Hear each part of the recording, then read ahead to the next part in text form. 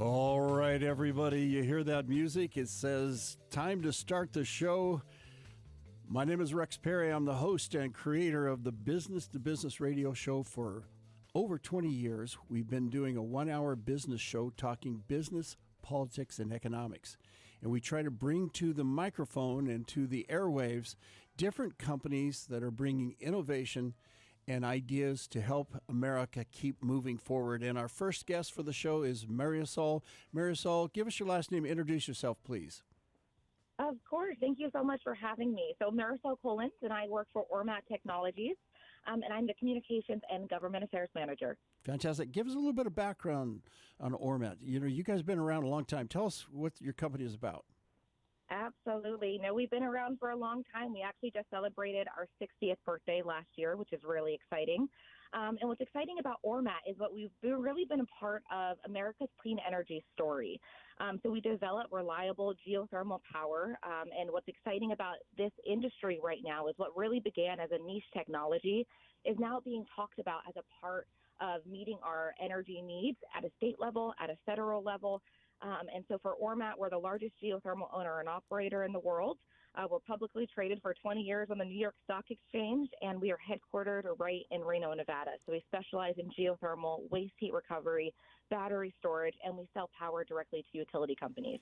Now, when we talk about geothermal, we think of Old Faithful. So let's describe that a little bit. This is the heat of the earth. Give us the basics of geothermal so people understand what we're talking about. I love the saying that it's the heat beneath our feet. So we sell power, as I mentioned, directly to utility companies. So what we're looking for is a viable resource. And so for geothermal, it's simple in the fact of, the geothermal is just extracting that heat. So what we do is we pump that geothermal brine up, is what we like to call it. It meets a secondary working fluid. What's important to know is that those fluids never interact with each other. And so that other fluid, which is an organic fluid, has a lower boiling point. So it vaporizes, it expands, it turns our turbines, and that's what's actually generating electricity out to the grid. And 100% of that hot geothermal brine is put right back down into the ground. What's exciting is that we have a world-renowned resource team. We develop our own power plants, but everything from exploration to engineering is done in-house. So we're able to monitor those systems to ensure that that reservoir is stable for a long time, and we can generate clean baseload power and power homes and communities. Fantastic. Now, let me give a little bit of a verbal picture. When you're working in radio, you have to work with the theater of the mind. So when you say brine, you're kind of a salty, a little bit of a brownish, brackish meaning salty, and it's the liquid that's underneath the earth that is heated by the core of the earth, and now you guys are using that to basically heat up other liquid, not necessarily water. And what is that other liquid? Is that a glycol? What kind of water is that? What kind of fluid is the other that you're heating up? So it's typically a pentane or a butane, and I want to mention you are spot on. This is a brine that's not drinking water. There's no way to purify this for it to be drinking water. So I always like to make that point is we are going deep. We are not interfering with water aquifers, and especially out west where geothermal is very, very in abundance. I think that's definitely an important point to make. So thank you so much for bringing that up. Yeah, so the key here is that you use that heat to heat another liquid. What kind of, in Fahrenheit, what kind of temperatures are we talking heat-wise that you need to create steam? Yeah, we're looking at 270 degrees and higher. That is definitely the sweet spot for us for these temperatures to heat up that secondary fluid and to keep that reservoir hot and to keep that power generating through our systems. And boiling point is 220 Fahrenheit. Am I wrong or right on that? What's boiling point? Do we know? I know Celsius is really easy. It's 100. But I wish we would just... Around, what is Fahrenheit? Right around where that is. Mm-hmm. It's about 220. Okay, so this is very interesting. So you got temperatures that are hot enough to heat the liquid that you're using to create steam, creates pressure, and then you kind of have a cycle. Tell us about that cycle that you have within the water or liquid that you're heating up. You cycle that through, correct? That is correct. So it's called an air-cooled binary system. And so, yes, there's two flows. They never interact. We're just looking to heat up that fluid, and then that geothermal brine gets re-injected into the ground. What's exciting about this new technology that's coming out, because when you think historically of geothermal, people are probably used to seeing giant kind of steam clouds come up. Everything in our system is air-cooled. We're not using water. Those giant fans that people typically, see on top of our facilities are actually condensers, and it's doing just that. It's cooling down that fluid so it could recycle into our system.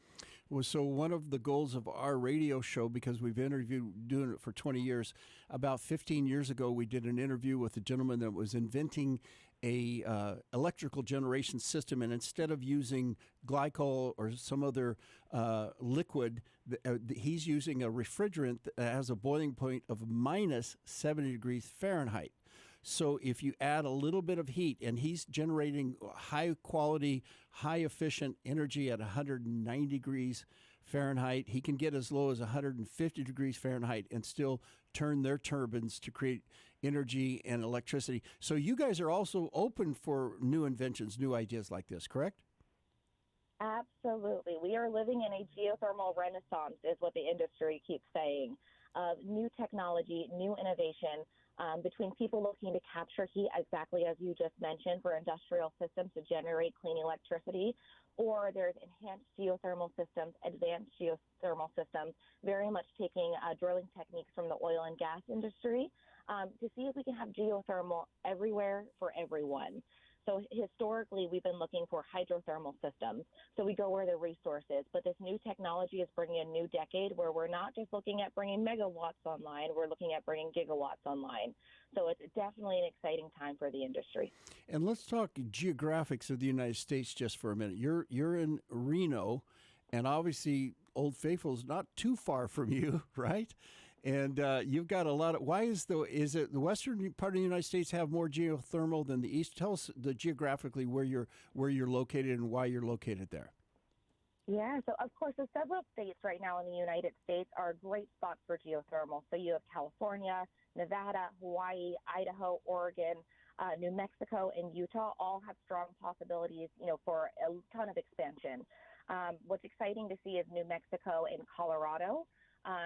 Really start implementing policy and trying to take a look at expanding geothermal at a rapid rate. So it's definitely your western states that have that commercial viability.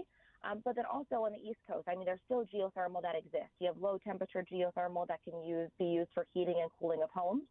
But usually your western states around the San Andreas Fault are going to be a home to a lot of geothermal activity. That's interesting. So not necessarily up in New York or the Northeast. We don't have a lot of geothermal in the Northeast, or do we?